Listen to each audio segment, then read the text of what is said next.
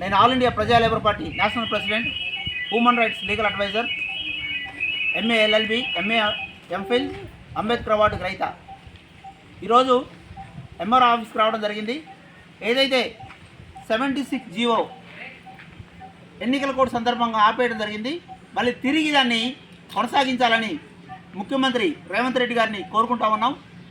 మరి ఎవరైతే సమాచారం సరిగ్గా తెలియక తాతలు తండ్రుల దగ్గర నుండి వస్తున్నటువంటి ఇల్లుని రిజిస్ట్రేషన్ చేయించుకోలేక, ఆ విషయ పరిజ్ఞానం లేక ఆగిపోయినటువంటి వాళ్ళు ఈరోజు బాధపడుతూ ఉన్నారు.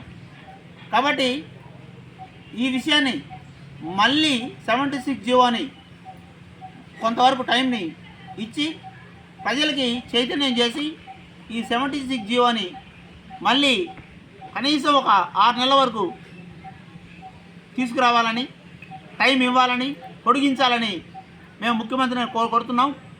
And because these people, those who are SC, ST, BC people, so they belong to uneducated people. They don't know about the 76 GO and details also.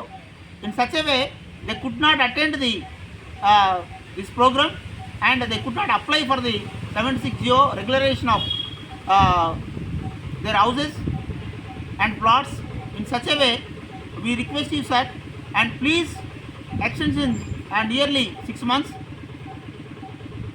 In this GO. అప్పుడు ఇక్కడ ఉన్నటువంటి లేదా టోటల్ తెలంగాణలో ఉన్నటువంటి అన్ని మున్సిపాలిటీలో ఉన్న వాళ్ళకి ఈ యొక్క సమాచారాన్ని పూర్తిగా తెలియజేసి మరొక 6 నెలలు ఈ జీవోని పెంచాల్సిగా కోరుకుంటూ ముగిస్తున్నాం.